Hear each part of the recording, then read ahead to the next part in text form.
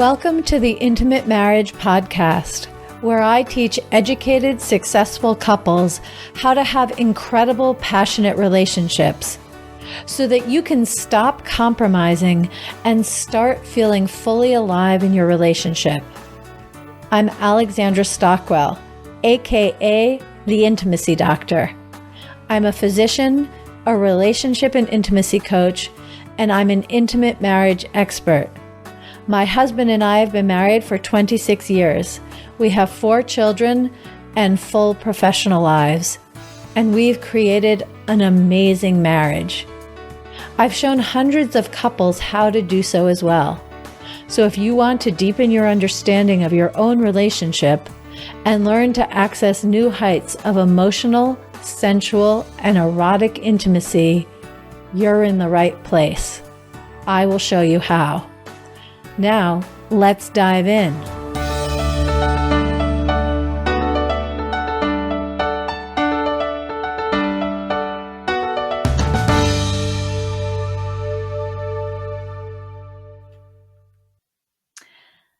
Today, as we record, I'm really happy to have my husband, Rod Stockwell, here with me because we will be celebrating our 27th wedding anniversary.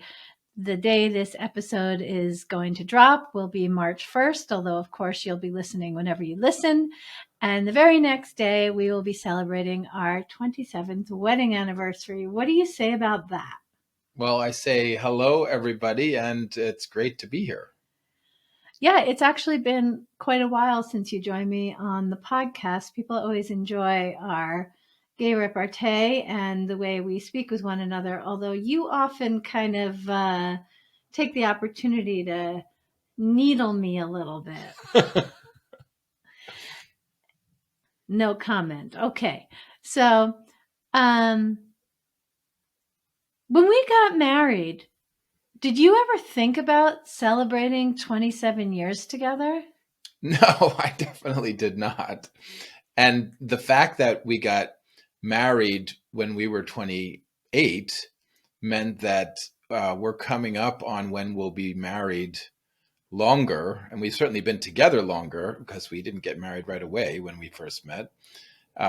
Then we were separate. But I definitely was so focused back then on the next day, the next week, the next month, or maybe the next year, but I certainly was never thinking this far out. Okay, well, as someone who's been married to you for 27 years, I know how much you dislike it. When I agree with everything you've said, I'm interested and supportive and interactive with everything you've said except one thing, and then I respond with that one thing. However, I think this is one of those times when I need to take one of my exception cards and use it. Because everything you said is so beautiful. But considering, really beautiful to think of that the length of time we've been married counterbalances the time in our lives when we haven't. And the fact is that I'm really glad you brought that up because we were 27 years old when we got married. Yeah, that's right. You're right. Not 28. So we're already on the other side of that. Yes. We got married in March. My birthday's in June, the year I turned 28. Your birthday's in September, the year you turned 28. However, we were 27 years old when we got married. Green, excited, second-year medical students. And now here we are celebrating our 27th wedding anniversary. That means, I hadn't thought about this at all until you said this, but basically with celebrating our 27th wedding anniversary, given that we were born in the same year, we get to do it this way, that this is the transition from having as long a time that I was an I to, and you were a you, to now having as long and with every passing week longer as a we. Yeah. I really didn't think about that at all. That's so amazing to me. And when I think about when we got married, I really had like two channels, two voices active inside me. One, I just loved you so much. I felt so good about creating a life together and moving forward, and trusted us to navigate what would arise, each of us growing and growing together, having no idea what was ahead. At that time, both of my parents were alive, none of our children were born. It just was there was so much that was different, and I trusted us. I trusted it.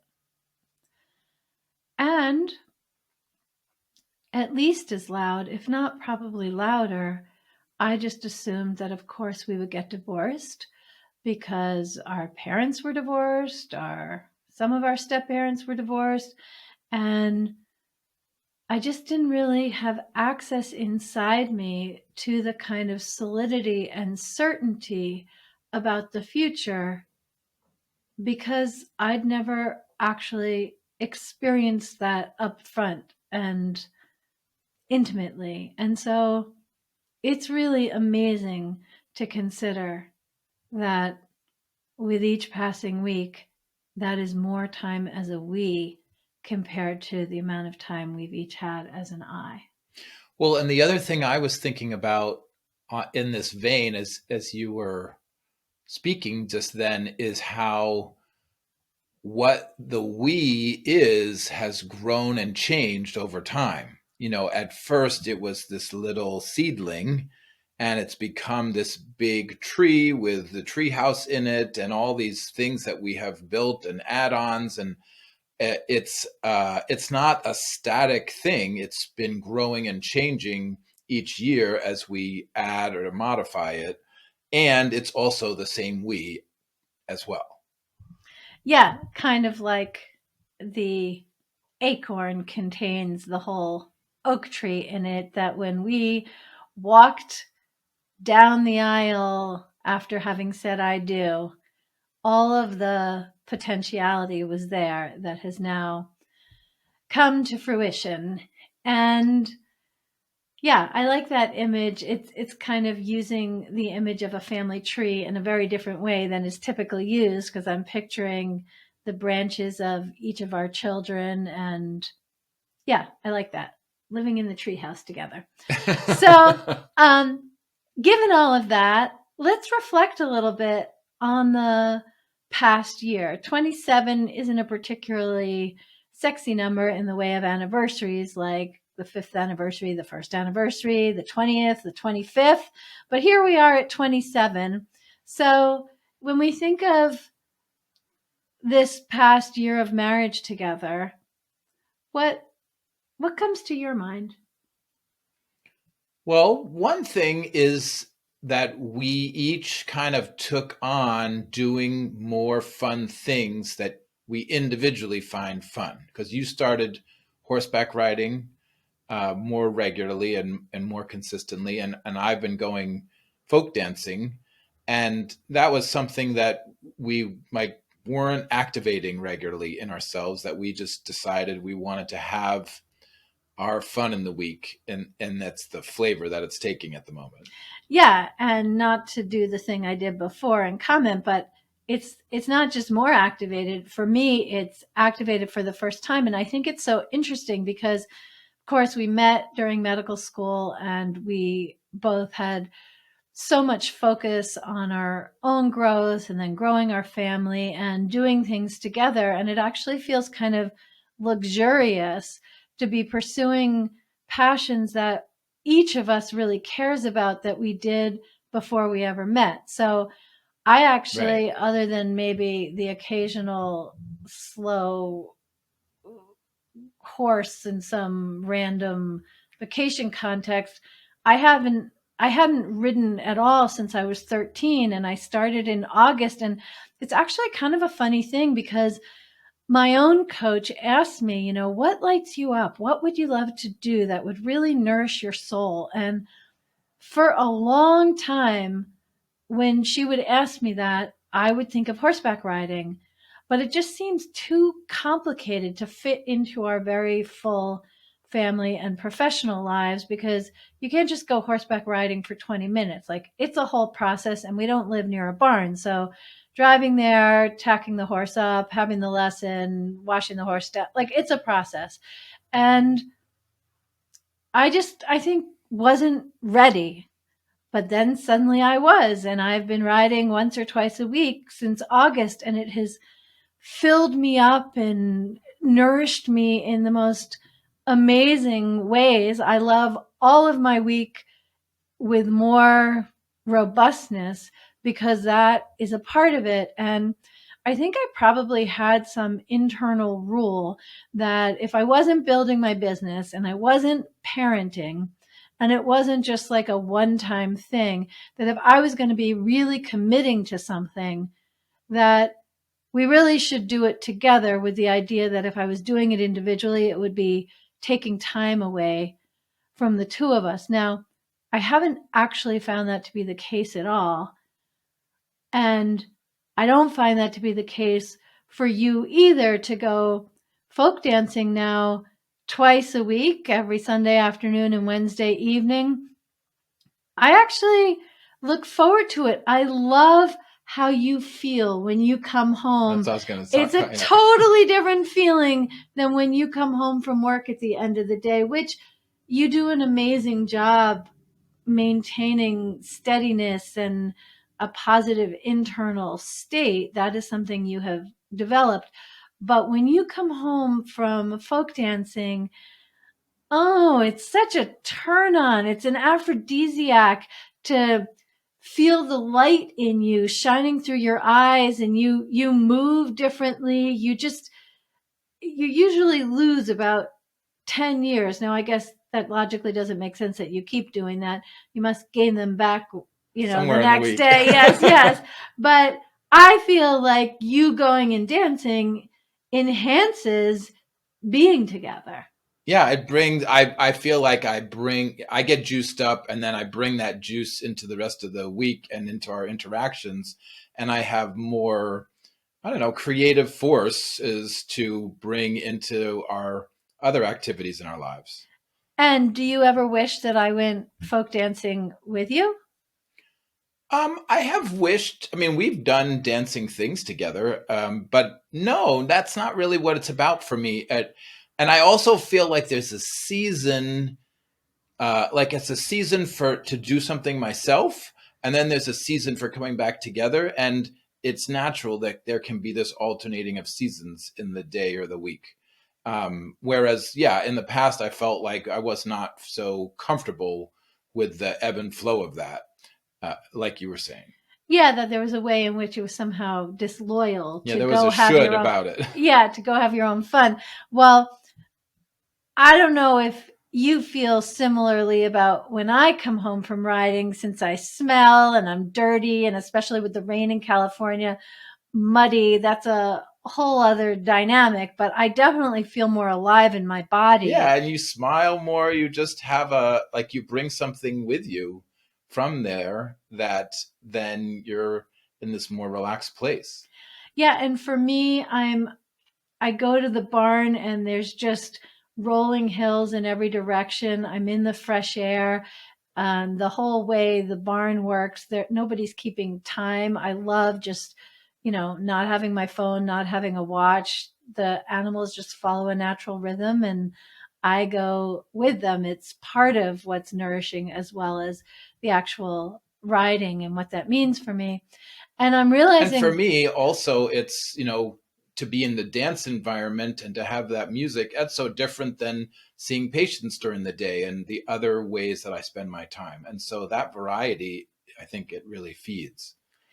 yeah, and it's a little bit, I wouldn't have said before that we were compromising, but there's a way in which you're more self-expressed because you get to dance, and I'm more self-expressed because I get to ride, and just all that that means for me. And what I'm realizing while we speak is that while I might have thought it would take away from our time together, I feel like since we've each committed to these things, as it happens, we also have been much more intentional about our time together and have actually explicitly nourished our marriage in a whole range of different ways that I hadn't until this conversation really connected with, relatively coinciding in time frame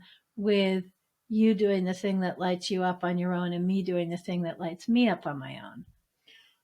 Yeah, and the way I would say it is that like being away creates more um, attraction to come back and be close again, and then to be have it be quality time and be more deliberate about it, as opposed to if we were just always next to each other, it wouldn't have the same value and experience as if we're apart and then together.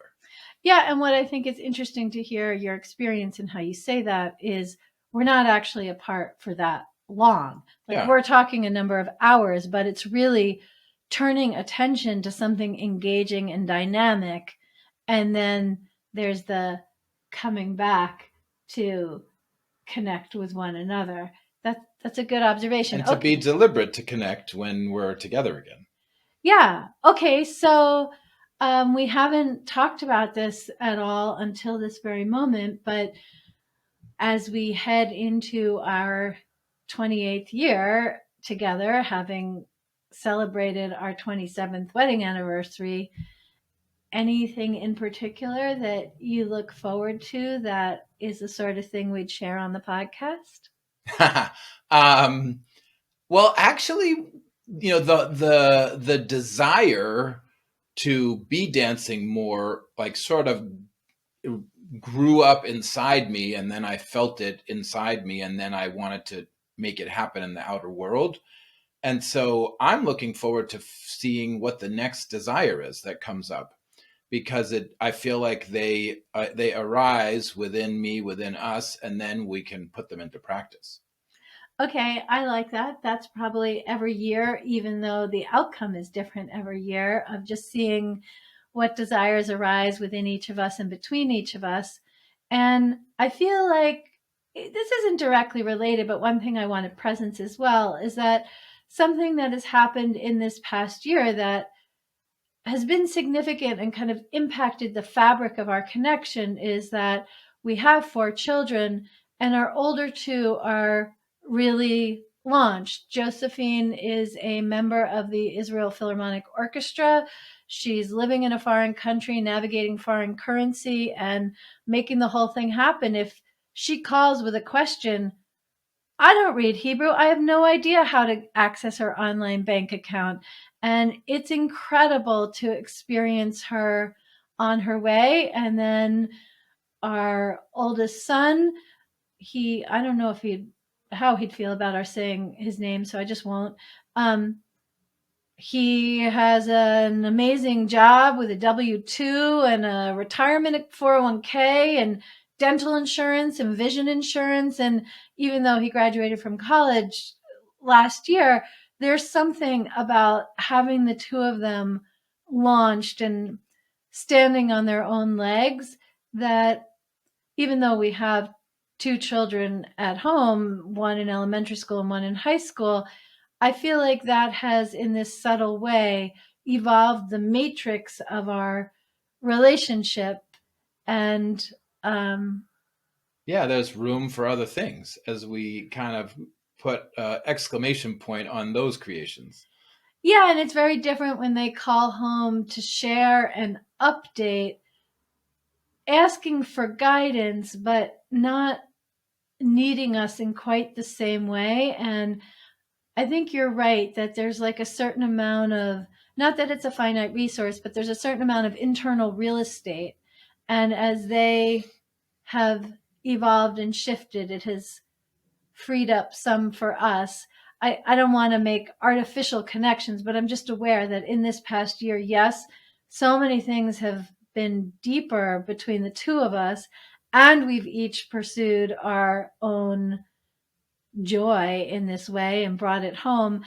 And half of our children really are independently launched, and I am not saying them in any particular order or creating any kind of causation or even correlation, but those are all parts of our experience in our married life together.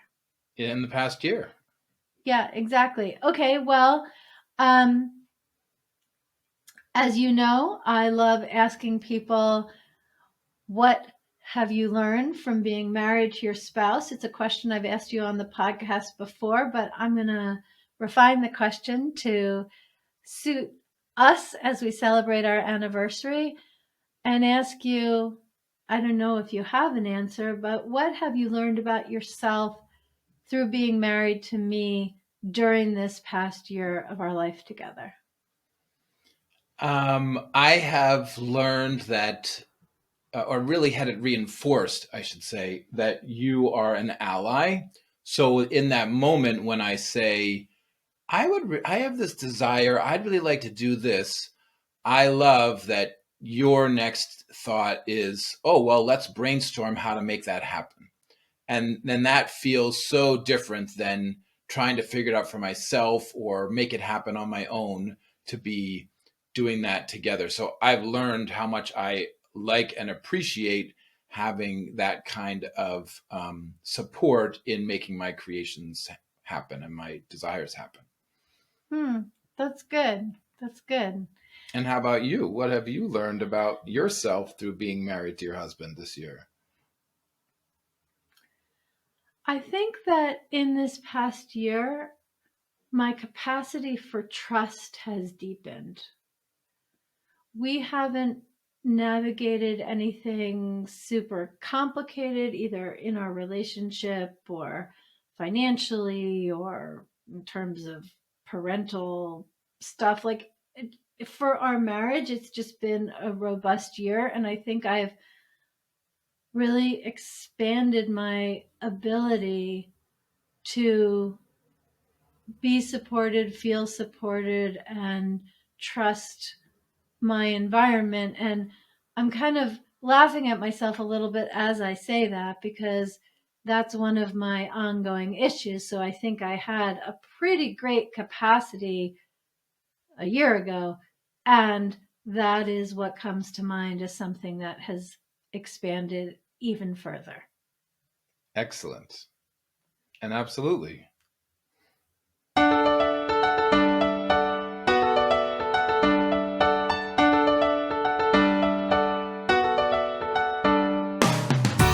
If you enjoyed this episode, share it with a friend, and please leave a rating and a review. And if you're ready to deepen your relationship and create a truly intimate, delicious, and vibrant marriage, head over to the Work With Me page at alexandrastockwell.com and choose the program that's right for you.